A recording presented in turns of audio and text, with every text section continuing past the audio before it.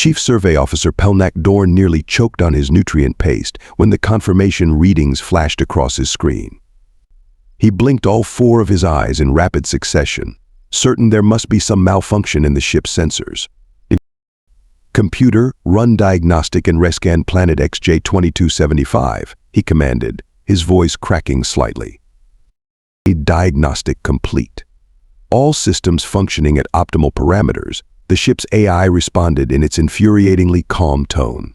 The scan confirms previous results. Technological civilization detected on planet XJ-2275. Pelnak's tentacles trembled as he pulled up the planetary classification database.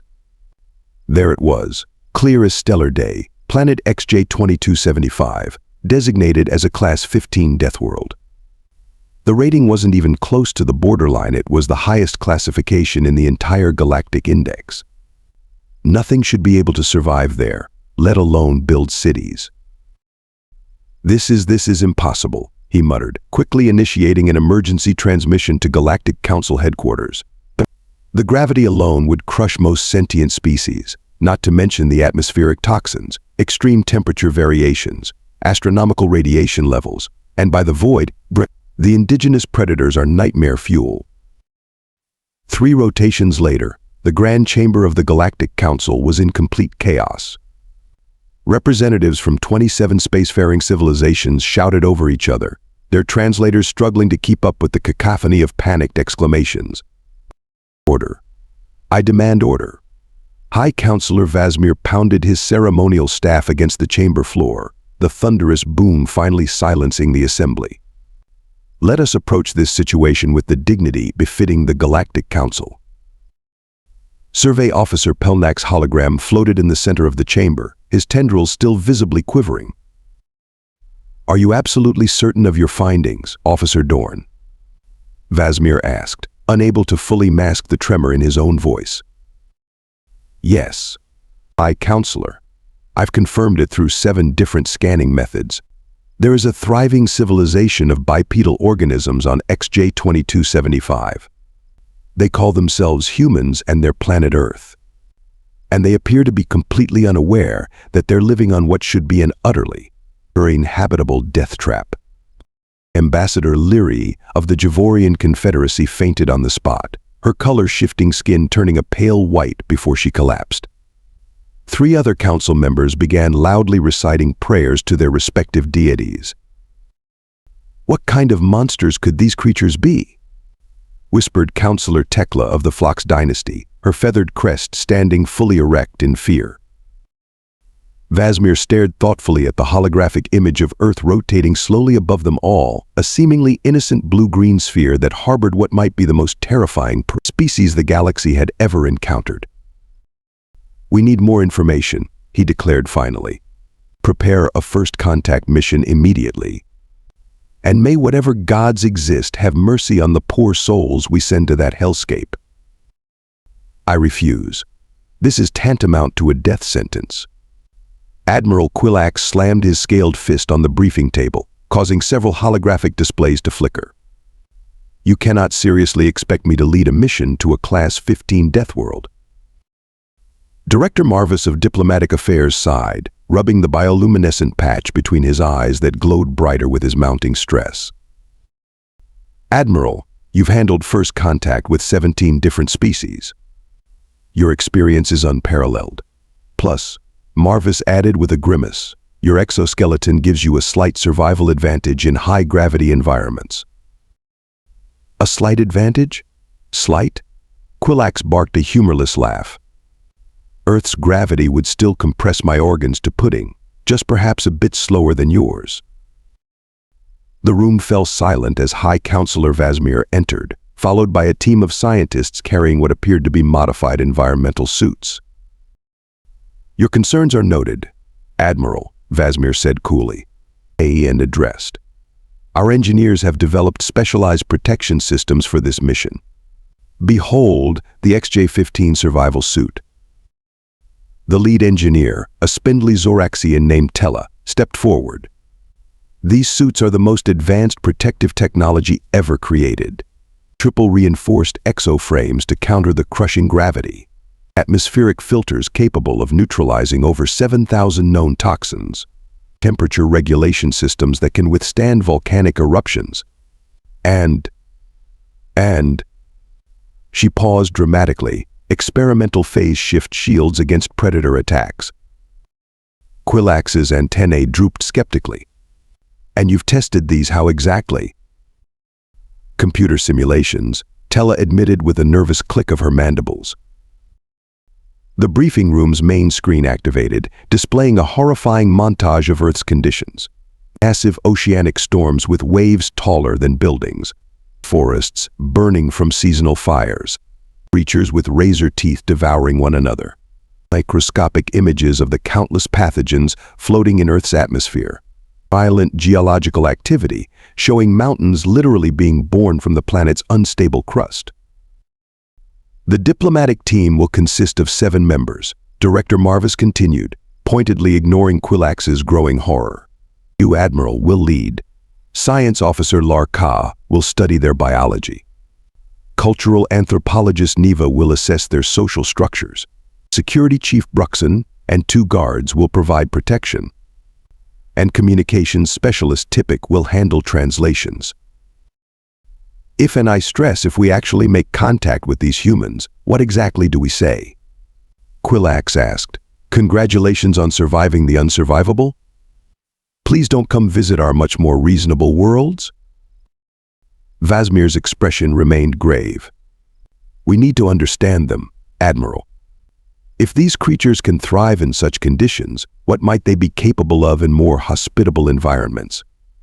The potential threat to galactic security cannot be overstated. Or, Quillax muttered, they might be the most resilient allies we could hope for. Marvis slid a data crystal across the table. Your ship leaves in 12 cycles. This contains everything we know about Earth. Study it. Prepare your team. And Admiral, he added grimly, we've updated your life insurance policy. How thoughtful, Quillax replied dryly. I'm sure my remains will appreciate that. Atmospheric entry in 30 seconds.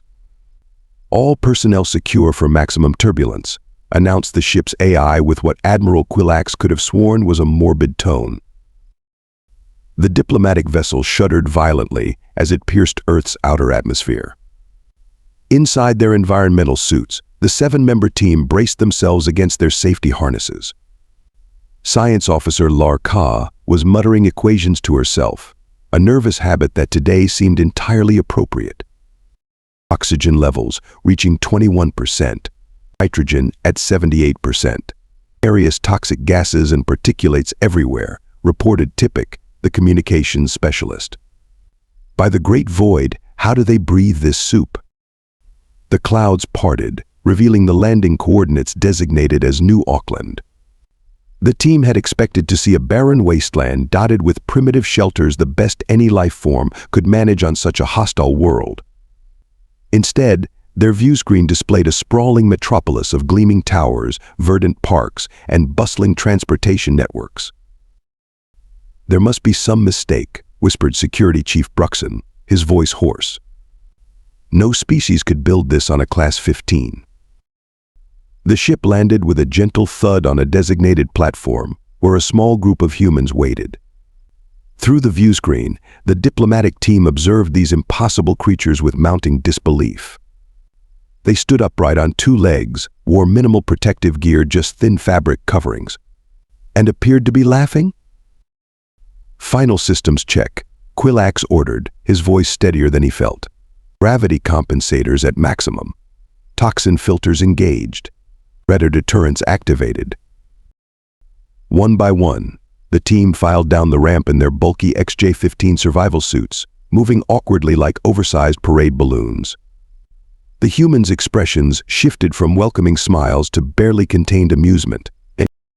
A tall, red-haired human stepped forward. Welcome to Earth. I'm Mayor Astrid Morgan of New Auckland. We're absolutely thrilled to make first contact with galactic neighbors. Her voice came through their translators with unexpected clarity. Quillax attempted a formal bow, but the suit's rigid structure only allowed for a slight forward tilt. Admiral Quillax of the Galactic Council Diplomatic Corps. We come in peace and curiosity. Mayor Morgan's eyes sparkled with undisguised mirth. Those are quite the outfits you've got there. Are they comfortable? Science Officer Lar K had already activated her scanners, and her shocked voice came through the team's private comm channel. Admiral, the readings, they're impossible. The humans are standing in 9.8 ms2 gravity, breathing unfiltered atmosphere, exposed to solar radiation, with no apparent distress. Is everything okay with your friend there? Asked another human, a dark-skinned man with a nameplate reading Dr. Jackson Wheeler, Xenobiology. She seems to be having some trouble with her equipment. We're adjusting to your environment, Quillax managed, even as a notification in his helmet informed him that the external temperature was a scorching 22 degrees Celsius, well within his species' survival range, without any protection. Oh, Mayor Morgan said with sudden understanding. Did you need different atmospheric conditions? We prepared specialized chambers if you have different breathing requirements. As if to demonstrate how unnecessary such precautions were, a small flying creature, what the humans would call a sparrow, landed on the mayor's shoulder, chirped cheerfully, and flew away. Perhaps, Quillax said slowly, dignity crumbling by the second, our intelligence on Earth's conditions was somewhat overstated. Communication specialist Tipic's voice crackled through the private channel. Admiral, I'm getting notification that our suit's cooling systems are beginning to overheat from completely normal ambient conditions. Security Chief Bruxon, the most physically imposing of their team, toppled over with a crash as his suit's gravity compensators overloaded from trying to counter a gravitational pull that his body could actually handle quite easily. Dr. Wheeler rushed forward. Are you folks all right in those things? They look awfully cumbersome. Would you be more comfortable without them? Quillax had never before wished for his exoskeleton to be capable of blushing, but this seemed like the appropriate time to develop such an ability. Yes, he finally admitted. I believe we would. And now, to celebrate this historic occasion, we've prepared a special dinner featuring Earth's finest cuisine. Mayor Morgan announced, gesturing toward an elegantly set banquet table on the hotel rooftop terrace. Admiral Quillax and his team had reluctantly shed their environmental suits after comprehensive scans confirmed the shocking truth. Earth's supposedly lethal environment was actually within tolerable parameters for most of their physiologies. Still, they remained wary as they approached the dining area, each mentally calculating escape routes. We've researched your species' dietary requirements, Dr. Wheeler explained, and prepared appropriate options for each of you. But we also included some human favorites, should anyone feel adventurous. Science Officer Lar K's eyes widened as servers brought out steaming platters. You prepare your sustenance using thermal radiation, deliberately denaturing the proteins? We call it cooking, laughed a woman who had introduced herself as Professor Naomi Takahashi. Makes things taste better and kills harmful bacteria. You have to kill the bacteria in your food, gasped communications specialist Tipic.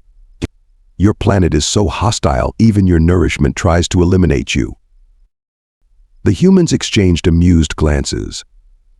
Something like that, Mayor Morgan replied with a smile. Now, who would like to try some wine? The diplomatic team watched in horror as their hosts poured dark liquid into crystal glasses. That's alcohol, isn't it? Asked cultural anthropologist Neva, her voice dropping to a whisper.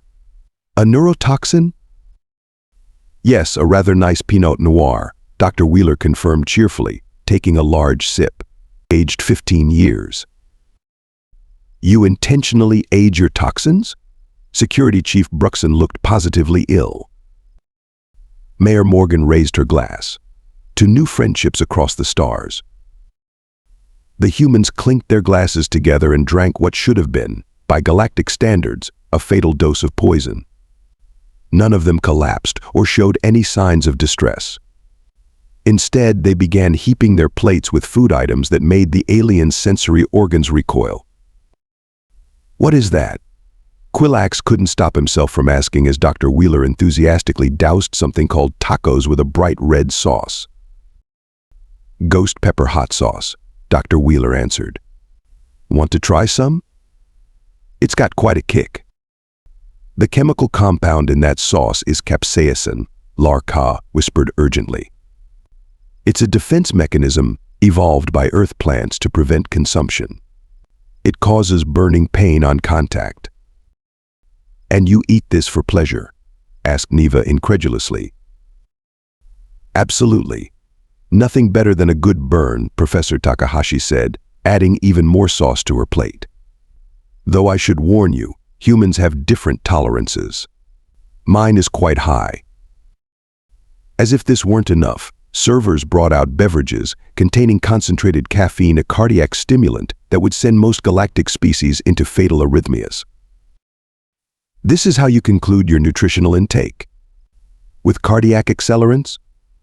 Larka couldn't contain her scientific fascination, despite her horror. Oh, this is nothing, laughed Mayor Morgan. Some of us drink coffee that's a much stronger caffeine source all day long. Keeps us going. The conversation turned to Earth's other mild inconveniences, as the humans termed them. So you're saying you're concerned about our gravity? Professor Takahashi asked, clearly fighting back laughter. We actually have recreational activities specifically designed to experience even stronger G-forces. She displayed a hologram of something called a roller coaster, where humans willingly strapped themselves into devices that hurled them at high speeds through complex paths, experiencing forces that would liquefy most alien internal organs. And this bungee jumping. Quillax could barely form the words as he watched humans leaping from towering structures with only elastic cords preventing their demise. Oh, that's just the start, Dr. Wheeler grinned, pulling up more images. This is my daughter's skydiving graduation. And here's my weekend whitewater rafting trip. That's when we navigate small boats through turbulent water currents. And this was last winter's extreme mountain climbing expedition during a blizzard. The alien delegation stared in stunned silence at these recreational activities, each one featuring conditions that would warrant immediate evacuation protocols on any civilized world. Security Chief Bruxon finally broke the silence. Your species deliberately seeks out danger for entertainment? Well, yeah, Mayor Morgan shrugged, taking another sip of her neurotoxin. Otherwise life gets boring, doesn't it? Their cellular structure shouldn't be possible, Science Officer Larka muttered, adjusting the settings on her scanner for the 12th time. She'd been granted access to New Auckland's medical research facility and had spent the last 8 hours examining human biological samples with growing disbelief. Dr. Marina Patel, the facility's lead researcher, watched with amusement. Finding anything interesting? Everything is interesting, Larka exclaimed, all 4 of her eyes wide with scientific excitement. Your DNA repair mechanisms alone should be classified as supernatural. The radiation levels on this planet should cause catastrophic mutation rates, yet you've evolved damage control systems unlike anything in our databases. Dr. Patel shrugged. We're pretty hardy, I guess. Hardy? Hardy? Larka's voice reached a pitch that made the laboratory glassware vibrate. Your bones should shatter under this gravity. Your lungs should collapse from these atmospheric pressures. Your neural tissues should be fried by your planet's magnetic field fluctuations.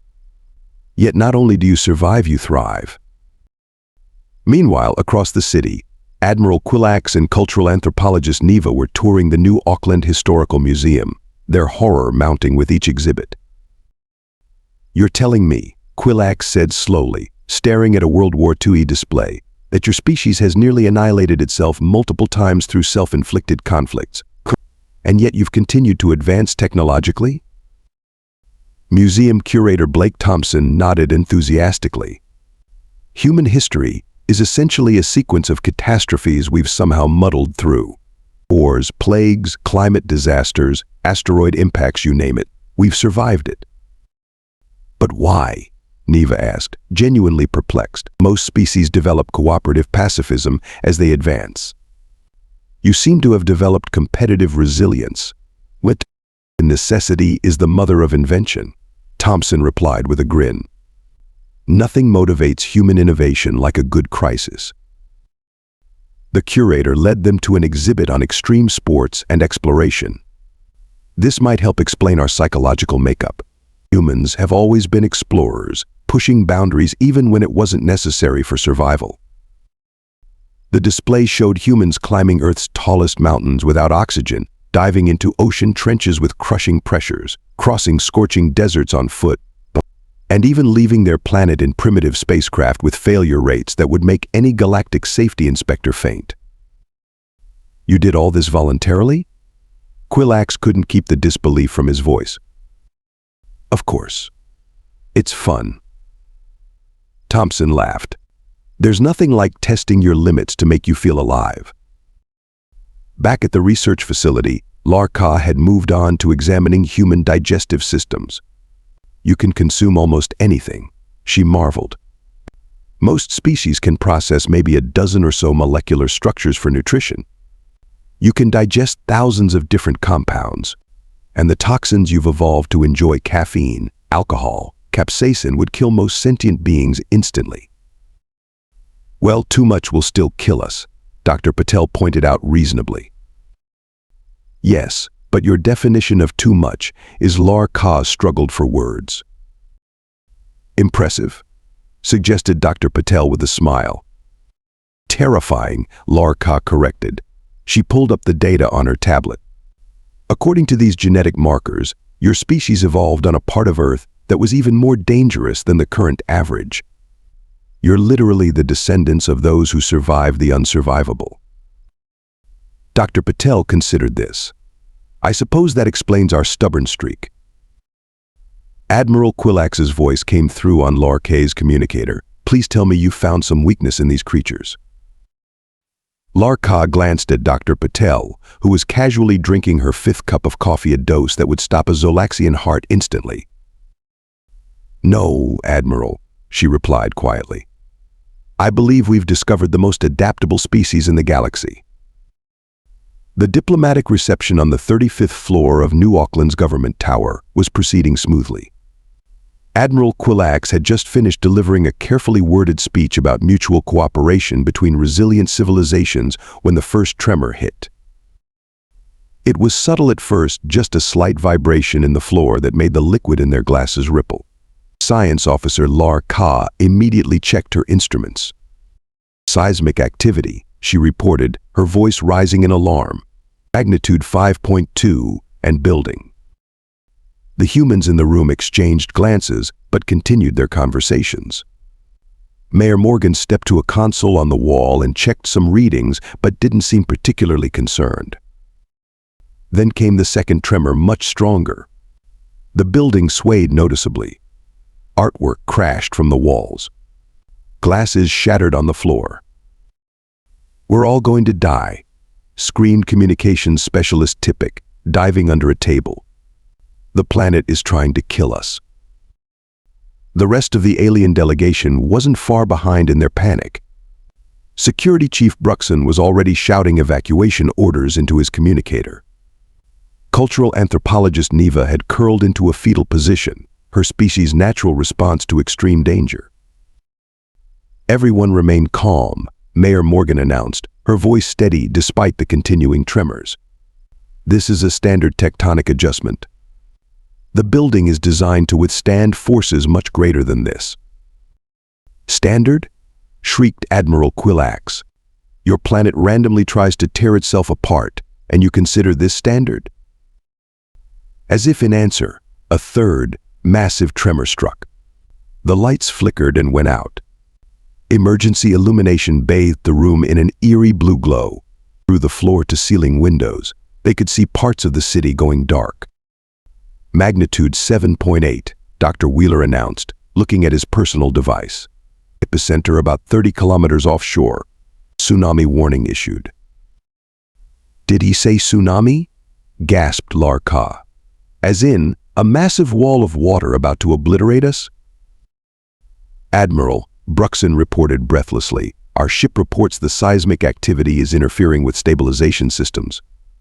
We need to launch within 10 minutes or risk being stranded." Quillax looked at his team's terrified faces, then at the strangely calm humans. "We need to evacuate immediately. We can take a few of you with us." To his shock, Mayor Morgan actually laughed. "That's very kind, Admiral, but completely unnecessary. Our emergency protocols are quite robust." As if on cue, the building's AI system activated. "Attention. Earthquake emergency procedures in effect. Please proceed to designated safety areas. Tsunami warning for coastal regions. Estimated wave arrival, 18 minutes." The humans moved with practiced efficiency. Professor Takahashi was already distributing emergency kits from a wall compartment. Dr. Wheeler had activated a holographic map showing evacuation routes and safe zones. Mayor Morgan was coordinating with other government officials via her communication device. "Admiral, our shuttle is waiting," Bruxon urged, pulling at Quillax's arm. "We need to leave now." The building swayed again as aftershocks rippled through the region. Outside, despite the emergency, there was no mass panic. Citizens were calmly following evacuation procedures, moving to higher ground or into specially designated structures. "You go," Quillax told his security chief. "I'm staying to observe." "That's insane," Bruxon protested. "This whole place could be underwater in minutes." "Exactly," Quillax replied, watching as Professor Takahashi calmly handed emergency supplies to a trembling Larka. "And I want to see how they handle it." As the alien delegation argued about evacuation, Dr. Wheeler approached with emergency respiration devices. "Just in case we need to swim," he explained with a wink. "Though the building's tsunami barriers should deploy automatically." On cue, massive reinforced shields began rising outside the window's protective technology the humans apparently kept on standby for these routine planetary tantrums. "You live like this all the time?" Quillax asked, incredulous. Dr. Wheeler shrugged. "Earth keeps us on our toes. Makes life interesting." 3 days after what the humans casually referred to as a minor tectonic hiccup, Admiral Quillax stood before the emergency session of the Galactic Council, his report causing as much seismic disturbance as the earthquake itself. In conclusion, he stated, facing the stunned representatives, "I recommend an immediate reclassification of planet Earth from Class 15 Deathworld to, well, I'm not exactly sure what to call it." He paused. "Perhaps we need an entirely new classification system." High Counselor Vasmir leaned forward. "Please explain, Admiral. Your preliminary reports defy comprehension." "The humans don't merely survive their planet's hostility," Quillax explained. "They are symbiotically enhanced by it. The constant environmental challenges have driven their evolution toward adaptability rather than specialization. Their bodies can withstand conditions that would kill most of us instantly.